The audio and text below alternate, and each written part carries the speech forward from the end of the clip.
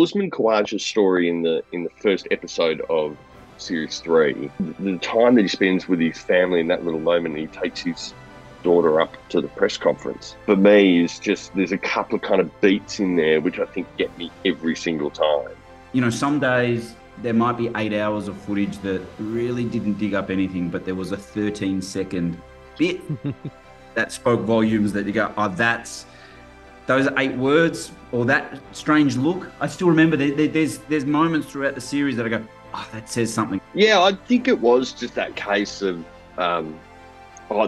this is amazing access. And there is this image of Australia as being ruthless. And then when that controversy happened with Steve Smith and David Warner, image that people have of Australia being ruthless was completely turned upside down with your series, at least for me.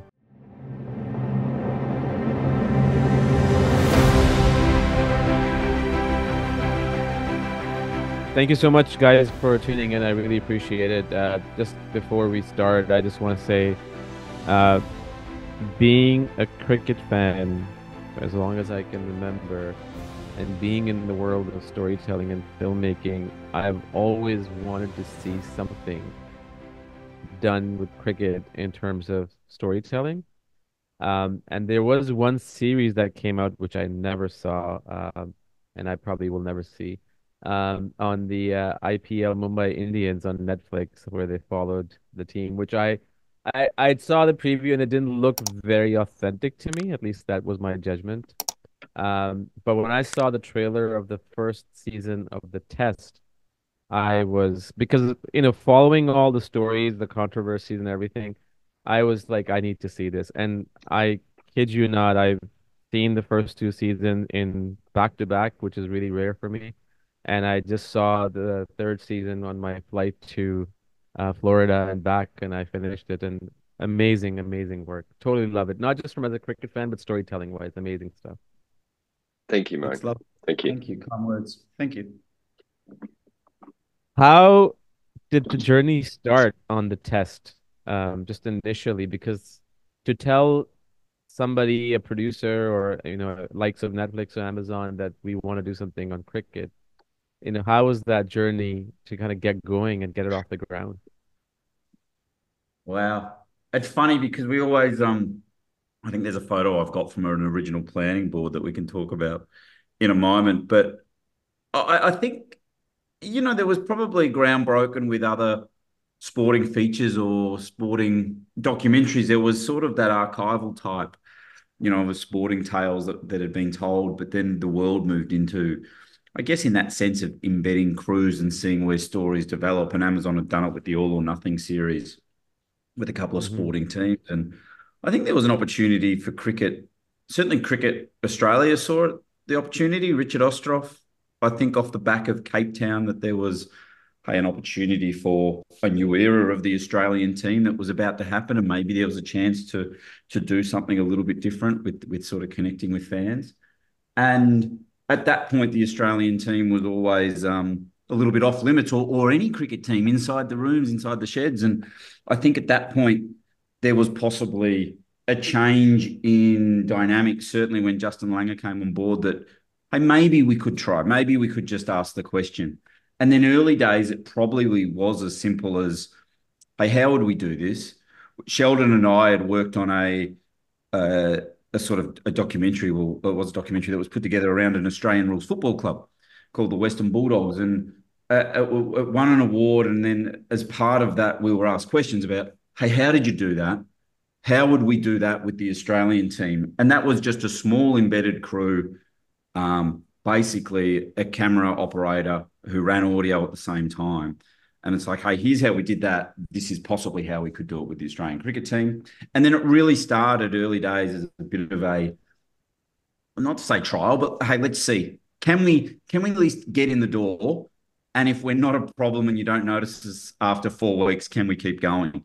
And that was the start of it, I think, because if maybe we had gone in 2 weeks and things weren't going well, I think we would have been straight back out the door and may not never have seen the light of the day. But the early days was just getting in the door.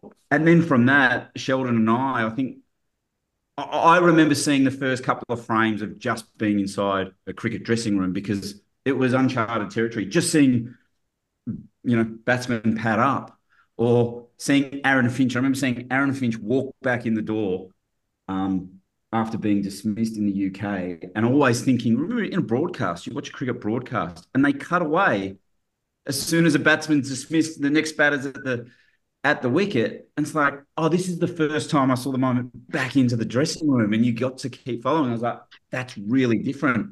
And so from that point, I think we just both knew that we had something to work with. And then we just developed it from there. Shell, I don't know your sort of early recollections from that point on. Yeah, I think it was just that case of, this is amazing access. But I actually think that with that first series of the test, especially, if you took out the fact that they're a cricket team and you just looked at an organisation who had been in a scandalous situation that had removed two of their highest performers, and a new leader had come into that process, as well as a secondary leader, and I mean Tim Payne in that sense as the captain, that is a story worth telling, and it just happens to be about cricket, I think. So I thought that was the fascinating thing about the start of this process, was that I think it is a story that is absolutely worthwhile telling, and it just happens to be that it's about cricket. Right. And I think, and please correct me if I'm wrong, this is just my assumption. So before I make that assumption, so Cricket Australia has been dominant from 1999, right? I don't know how much you guys follow cricket in terms of the history of the cricket team, but um, in 1999, there's a famous game of Australia and South Africa where the game was tied and they got to the finals and they played Pakistan, which is I'm originally from, and they destroyed Pakistan. And since then, they have won 5 out of the 7 World Cups, right? Like, I think that number is probably correct if I'm not mistaken. And there is this image of Australia as being ruthless, right? At least in cricket.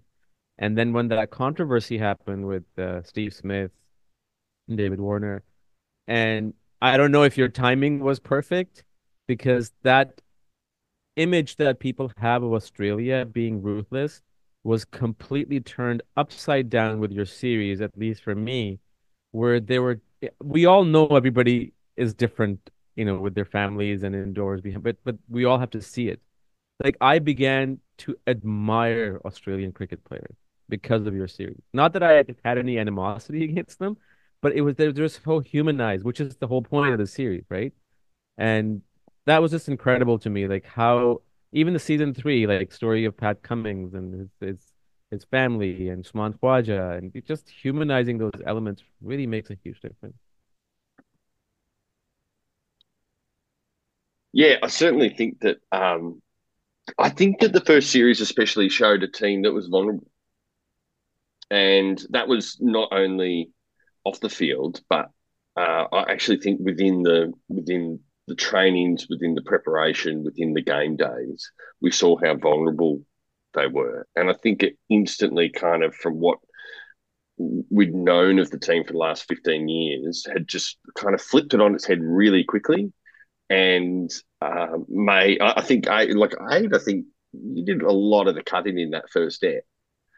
And I think that it just came together in a way that people were willing to go on the ride with these people really quickly.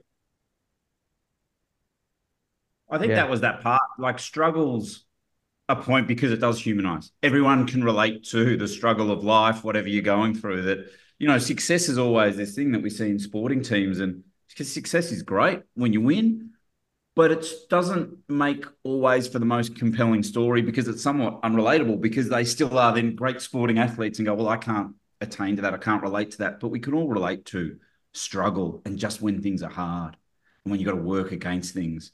So I think certainly at that point that allowed us, and certainly in that first series, it always gave us this undercurrent of a narrative to fall back to, that no matter what, everyone was like, oh, you want them to win for a sporting documentary, they've got to win the World Test Championship or the World Cup. Well, not always. In our story, we didn't have to, because our story was about earning respect and earning trust and rebuilding humility.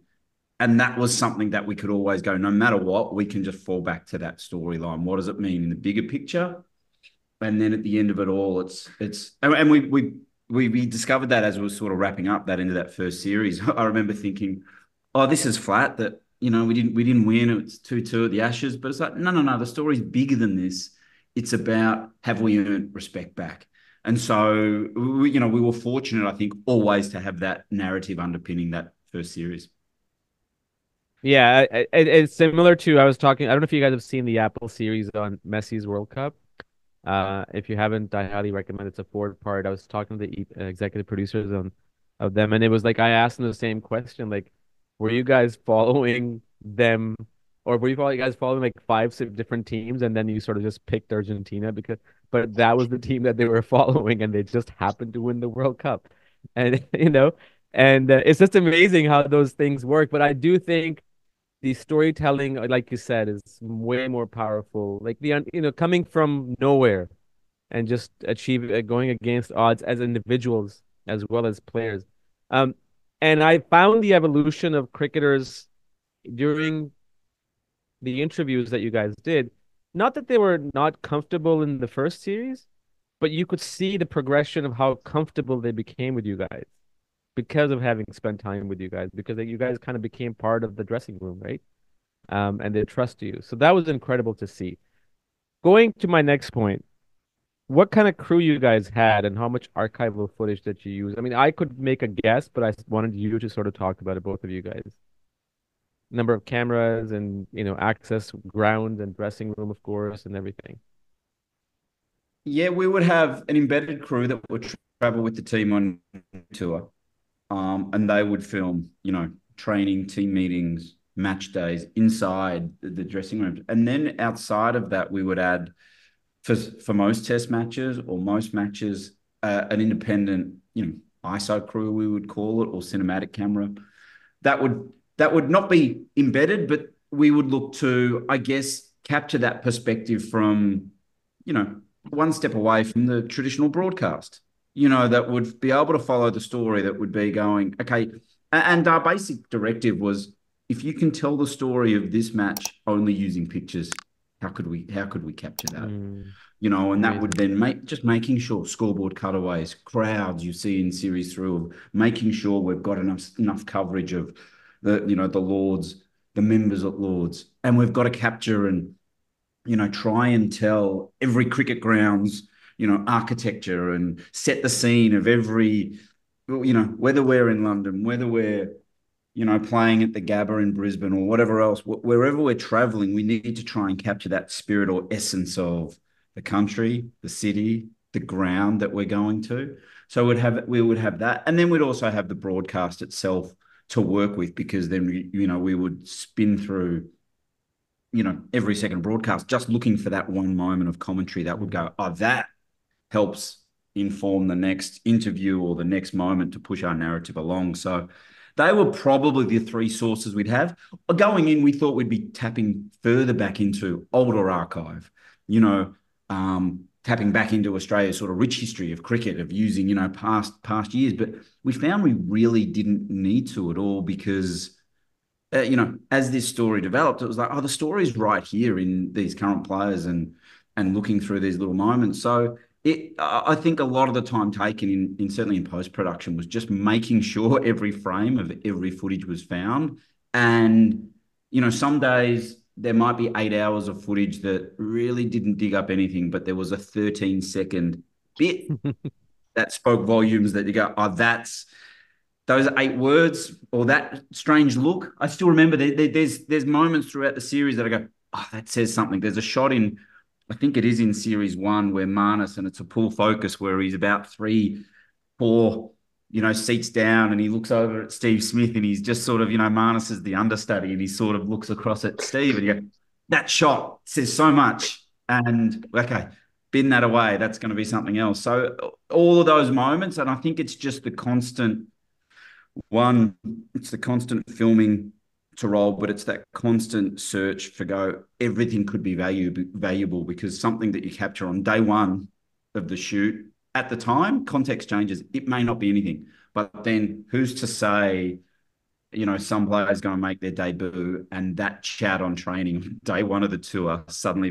takes on a greater significance, which you could never have predicted. Right. So true. Sheldon, were you at the cricket ground at Dundee of the Test in Cedar Street? No. No. We just had our crew there on the ground, and Adi and I were just in dialogue with them throughout the process, but unfortunately not there. And that's a really important point for us because it's about trying to be as kind of low impact as possible, and that's how we create our intimacy. Right. And I'll come back to you in a second, Sheldon. But Adrian, were you there at all or no yourself? I only attended for this series. I was over there for day one of Lords. I was there for day one. So you weren't there when the whole Johnny Bairstow thing happened? Okay. Because I remember I didn't really follow actually watching the full game when it happened. You just watched the recap. And I totally forgot about how ugly it got. And I was just kind of curious if you guys were there physically, what kind of it got really bad. It got really, really bad, right? So that was just my question, which is fine. But did your crew tell you anything about that experience being there among so many English fans? I think there's almost. Oh, you go, Shell. Yeah, I was going to say not really. It's funny how you get so what's the word? Kind of like, and I suppose when you've got a crew that's on the other side of the world, you get so focused on okay, so how do we use what are we doing about this, and what are we looking at next, etc. You look at that period of time, and it's a really funny little scenario there, and I think it reflects a little bit in the doco without necessarily being said. But the turnaround time was so quick after that, and you've had this amazing moment that's going to be remembered in Ashes history, certainly for the next 20 years, and yet the turnaround between them and between that moment and the next match was 3 days. And so we were having dialogue not only about, let's keep our eye on just how much this blows up, but also it looks like Todd Murphy will have to replace Nathan Lyon because we lost him. So let's keep a close eye on Todd Murphy. And then it was also, Cameron Green's injured. We better kind of keep an eye on him as well. So the conversations are kind of actually a bit sterile in terms of, it's not, tell us about, what was the feeling like and all that kind of stuff. It's more like, what are we doing next? Because we don't have much time. Right. And I think my question probably should have been phrased better, but I guess I just answered my own question in my own head, is that English fans was the crew Australian or were the English crew? Yes. The Australian. So just being an Australian among that environment, not that it was hostile in any way, but it got pretty bad, right? There was a lot of footage of it. Did they feel kind of anyway intimidated by anyone? Probably not. No, not quite. Maybe certainly not so Lords, I don't think, because it was so unpredictable. What was really interesting about Lords was that moment with Johnny Bairstow was day 5. Right. So it was almost this point, because I remember going, oh, yeah, well, what coverage have we got and what happened? And you think about it, it all happens within sort of 2 hours in that, the tea break and then during the Stokes innings, where say that had happened day 1, great, we would have had 5 days of hostile family action to cover to see what happens. And I kind of think in hindsight, there's that weird thing with Clancy, who was on the ground embedded with the team. He's got to take his phone away because of, just when you're inside the team, you can't have your phone with you. There's certain, regulations and rules. So as what would usually happen, tea time, lunch break or whatever, Clancy breaks, whatever he's filming, he's like, okay, in the change rooms, I'm going to go in the team change rooms because that's where the team is going to go back to. Where am I going to set up? You would have thought to go, for all of us to go, well, what's not going to happen? Well, the Lord's members will be fine because they are so respectful of cricket. Nothing's going to happen in there.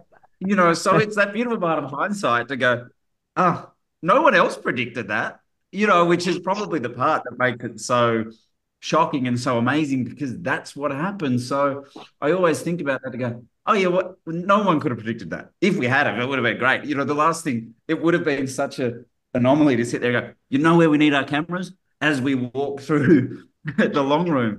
It's like, why? They're going to be really respectful. It didn't so happen to be that case. But then partly also, I think the cricket was so amazing at that last session because suddenly Ben Stokes is, we're going for it, you know. So Yeah. it is that moment to go, well, what to capture? Do we focus on the cricket or do we focus on the crowd and the fallout at the moment? And where that was really interesting with Bairstow was it was almost, okay, the game's still to be played, still to be won.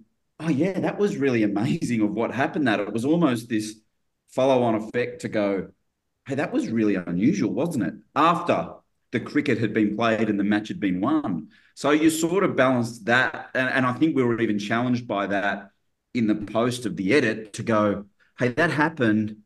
Here's what happened through the long room. We can't now dissect all of that now because there's still a match to be won. Let's do that.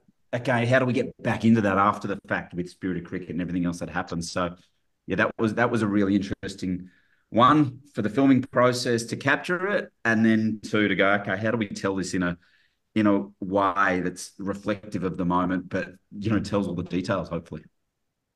Yeah, I mean, you mentioned the Lord's incident. I would imagine there'd probably be a less chance of that happening if there was a camera crew right next to the players, right? Because somebody just did it because, I mean, there's cameras there. You don't think about the whole, the security cameras or whatever they are that are in there, and they probably wouldn't have happened. So maybe that worked out for a benefit for you guys from a storytelling standpoint, at least. Maybe. I don't know. I think that was so emotional that it might have anyway. I don't know. Speaking of emotions, for me, the most powerful thing, I don't even know why, was the last frame of the last episode of Nathan Lyon, right? I'm not going to reveal much, but for me, that was very powerful among anything else. What was it for you guys, whether it was during the filming process or the post-production, where something clicked your emotion deeper than anything else? Yeah, I think it's hard to pick kind of one particular moment, but I think for me, Hades mentioned this before, so I might be stealing this one from him. But it's a combination of two things. Usman Khawaja's story in the first episode of series 3 is about his first time he's really had success in England, and it's a story that we weren't aware of, and I don't think anyone was aware of. And Adi did the interview with him, and he tells this amazing story about his wife and his family and how important they are, and that kind of intertwines with the success there. We had no real intention of probably focusing that much on Uzi's story in that moment in the planning stages, because we'd kind of done that in series 2 quite Right. significantly, and we've Right. done it twice. We'd done it both in his return to form in Sydney, and then we'd also done the tour of Pakistan. And obviously, being originally Pakistani himself, we're able to kind of explore that story from his perspective, and also having some success there. But he sits down with Adi and he tells this story, which I remember watching it back a couple of days later and just being like, "Oh my God, this is amazing!" And then added to that, we'd filmed him seeing his family directly after that day's play, and the moment where the time that he spends with his family in that little moment, he takes his daughter up to the press conference. For me, is just there's a couple of kind of beats in there which I think get me every single time.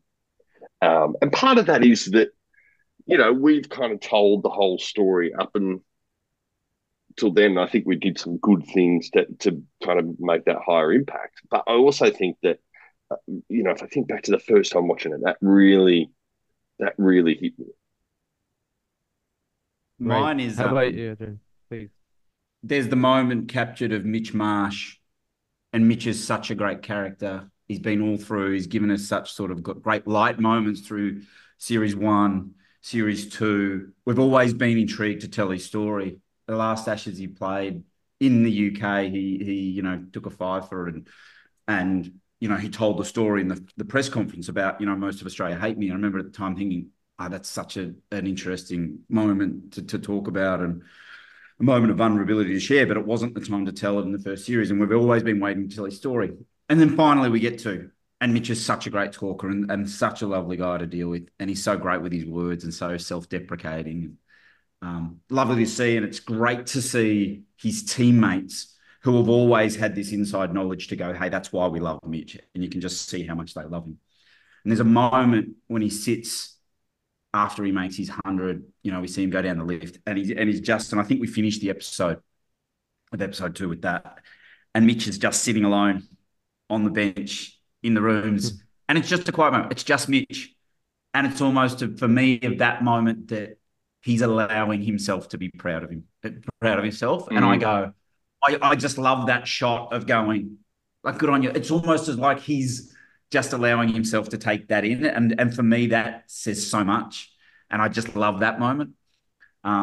It's funny what you say about Nathan, because when, that moment when we finish, and it says a lot of probably a lot of Australians, how we were feeling at the time. And when, that's like, yeah, there's no words there. But, I remember thinking, hey, is that a good way to finish this thing? Like, sometimes you're trying to find the right words or the right grab in a master interview. How do we sum this up? But Nathan's is, that's a good end. Like, that says a lot, so. Yeah, no, I think it was a fantastic closure, because not just from the standpoint of him not saying anything, but just sort of, being expressive, but just the whole arc of how this one guy or one player wants to do something, wants to make a difference, but can't, right? That sense of helplessness, I think a lot of us can relate to, right? Like, in one way or another. And I think that to me was very powerful. But I think even more now that you mention it, the fact that he didn't say anything was even way more powerful than if he had. And that's what I love about the series. And I wish there were other teams, not just in cricket, in every sport, that allowed this to happen, because it really humanizes all these players, right? And it's such a fun. There's so many beautiful arcs in the entire series, which leads me to the next question. What were some of the arcs that you guys couldn't include that you've intended to include, or was there any?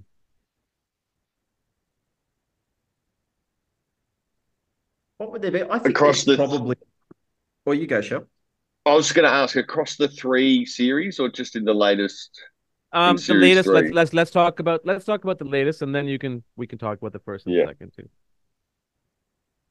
I'm trying to think what was on the board. Certainly, I think David Warner's story. Within the UK, we sort of just couldn't quite match up. Dave's got a pretty full-on schedule with his cricket calendar, and that's probably been the other challenge that we've found coming in, to go, oh, cricketers.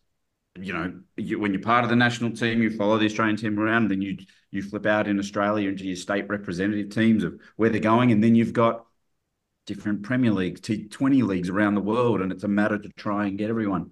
I think he would have been a really fascinating story to investigate into. Only David Warner's got the David Warner experience, and I think that's that really unique part in telling all these individual stories. No one else can tell the Mitch Marsh story but Mitch Marsh, or Travis Head to tell Travis Head, which is why I love the Todd Murphy story that we told this year, because we haven't really been able to tell that one previously in the past.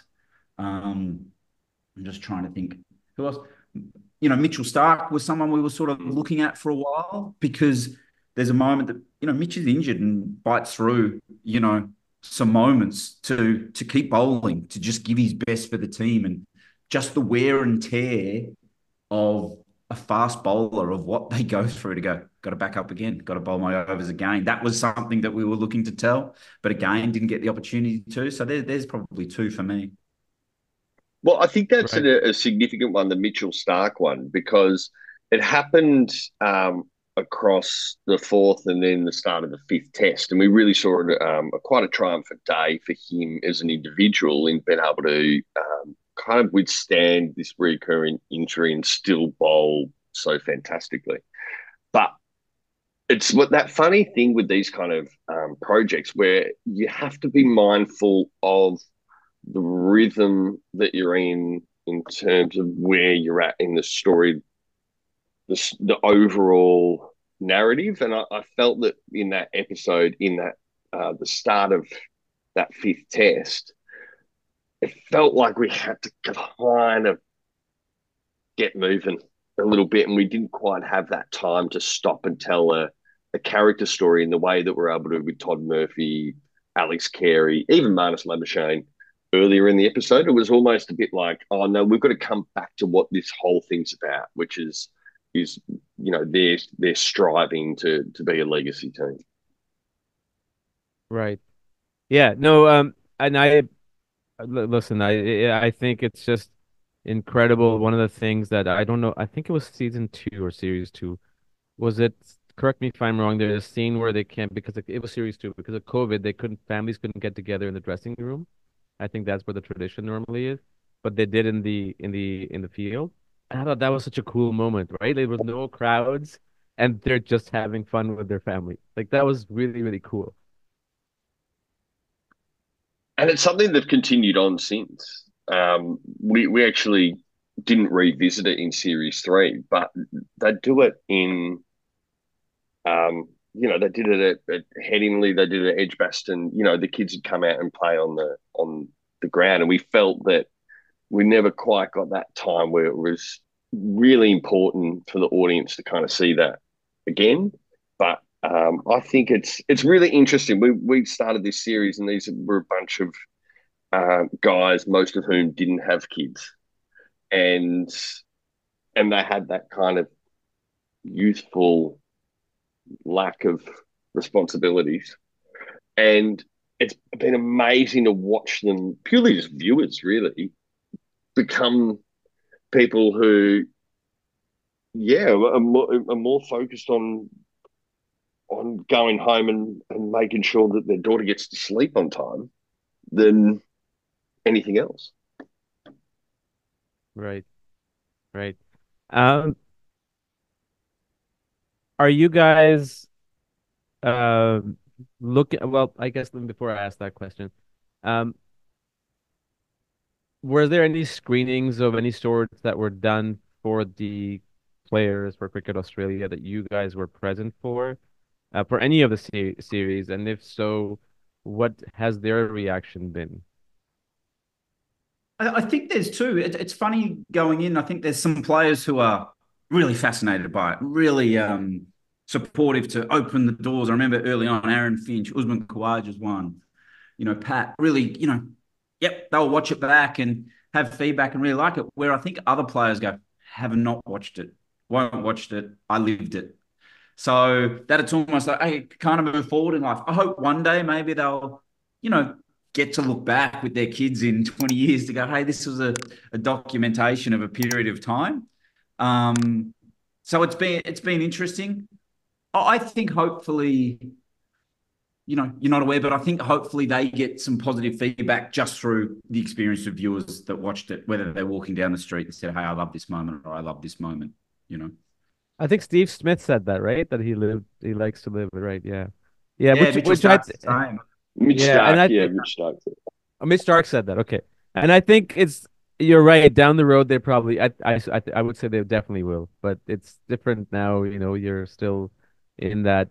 And any plans or any kind of thing you can talk about if there is any more plans for another series that's coming up down the road, or you guys don't know yet, or you can't talk about it?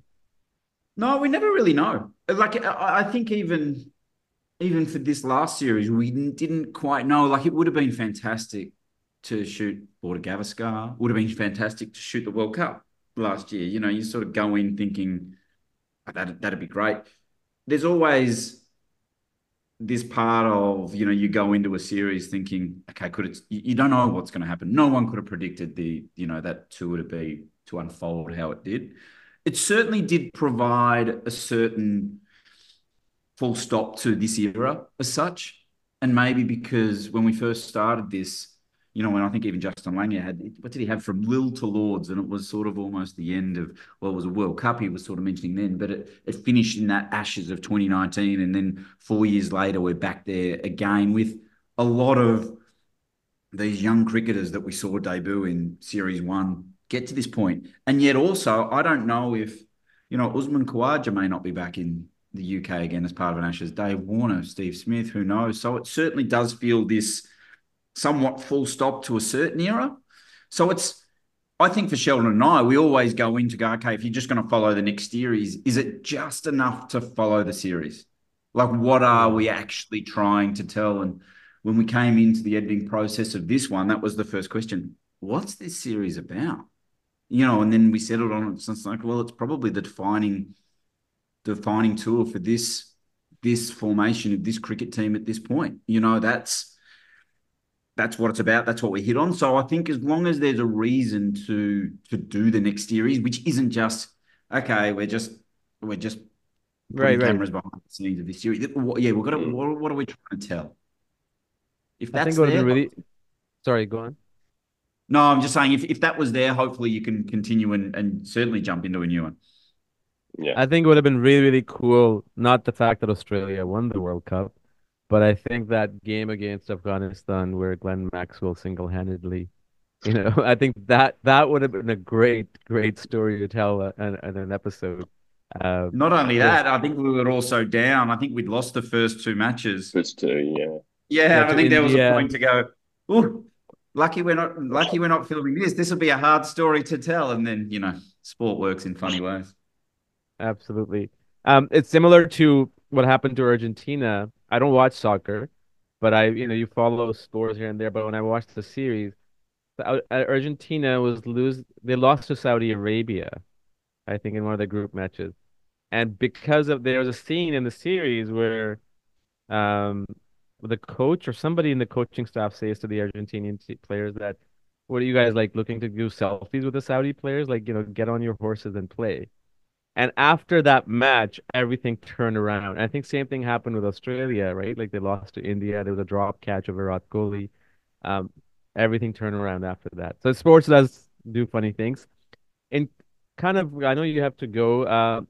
Aside from cricket, are you guys working on any other projects or looking to or taking a break right now? Always looking to. It's but equally again, it's The story. what's the story and what's exciting and what's new? Because I do think we've been pitched a number of things to go, hey, well, you can come in here and this is time's right to do a behind the scenes on this football team or this, you know, sporting organization or club. But you go, well, what's the hook? What's the hook of the way in that? And I think the important part of that is what's the hook that if you do not win it all and you don't win the Test Championship, you don't win the Cup, is there still a story there? Because if it's only built on winning, I just don't think that's enough. Yeah. No, I couldn't agree more. I mean, especially in the world of documentaries, like for me, it's so important to figure out not only the protagonist, whoever that is, right? But what's the starting point and what's the potential end point, and then how that journey takes place. That's fascinating. And not knowing how the hell that's gonna happen scares the crap out of me, but at the same time excites the hell out of me, right? It's just one of those things. But yeah, story is pivotal. And that's what makes this entire series, all three series, so interesting that even though it's about Cricket Australia, majority of it's about Ashes, you guys still keep it very engaging and interesting. So really, I think that's been the part of it that's interesting because you get this balance of, I think, cricket fans that you didn't include this and you didn't include that. And the challenge has always been to go, well, we can't just recap the highlights. We can't just say, here's everyone. I even was listening to something this morning and World Test Championships, Steve Smith makes 100, not mentioned. And it's like, there's all these details, but you can find that. You can go on Cricket Info or whatever else. You want to find the scores? You can find the scores. We still are making an entertaining product or something that you're aware of the viewers, that the viewers have to understand and buy into the story we're telling, as opposed to just recounting scores and highlights. Yeah, it's the same thing with like any social human rights or any kind of other story. Like it's all news items. If you're just gonna put the news clippings together as unless there's a protagonist living through all that stuff, then it becomes more engaging and interesting, right? So awesome. Anything you guys want to add to Sheldon? Do you want to say something at the end? No, not particularly. Not particularly. Okay. Um, Are you guys looking forward to the World Cup? Yeah, I am. It'll be interesting. It'll be interesting. It's sort of interesting from a different point of view of not having cameras in and not going, oh, what's going to happen every day? I think one of the enjoyable, you just mentioned then about what scares the hell, not knowing how you're going to get from point A to B. And one of the most enjoyable points through this series and making, 1, 2, and 3, it was usually Sheldon and I ringing up going, what are we hoping for? Well, we hope Australia win, or we hope this happens. And then something remarkable that would happen, the Ben Stokes, and we'd sit in the morning and go, oh, but it's good for the documentary. And that would be like this and this. And I remember, that was way back in 2019 when the Ben Stokes innings in Australia was so close, and part of us were all really flat. I think even in the production team, but I think Sheldon and I were sort of the only ones with the positive outlook to go, but how amazing is this now for us? Like what another turn we can lean into. So if anything that I've learned across the way with all of these, it's that fear of how you're going to do it is, well, that's the only way, because otherwise, you have to embrace that and go, more than ever now, I can say I'm comfortable in not knowing how this is going to turn out. And I couldn't agree with you more. You enjoy it. It just, builds something inside. And you mentioned something about Ben Stokes. There's no better arc in my view in cricket than Ben Stokes, because what happened to him in 2015 or 2016 World Cup against West Indies, where he got hit for 4 sixes, and then to not only win the 2019 World Cup because of him, but also that Headingley inning. I mean, that's a remarkable arc, and I wish somebody tells a story on that, because that's a great arc. We've been really lucky, I think, to have really great antagonists, and I mean that in the I get it. storytelling functional Yeah. way, throughout the entire series. And you go back to Coley. It was a huge character and a huge presence throughout our series. But I actually think that it's been really fun to highlight some of the people that you weren't expecting, or that their game kind of had an impact on the team in a way that kind of demanded that they be in the story. And Pajara is a really good example of that in the first series. And it was fantastic that he kind of became such a big character within a couple of episodes there. And, Bubba Azam obviously became a character in that third ep of the second series. So I reckon, there's been something really kind of, and Ben Stokes obviously is the biggest, between him and Coley, they're the biggest kind of characters that we've seen on the other side of the fence. But it's been I just love that we've been able to kind of give a face to the other teams at times. Yeah. No, that's great. Thank you so much, guys. Listen, thank you again for making the series. Loved it. I've been recommending it to everybody I know. And continue making stories. And I would love to talk to you more whenever you guys have next project ready to go and lined up to be on the streaming platform. Always. Thanks so much for having us. It's been really enjoyable. Thank you, and thanks for watching. Yeah. Thanks, Thank you, mate. guys. Thanks very much. Thank you. Take care.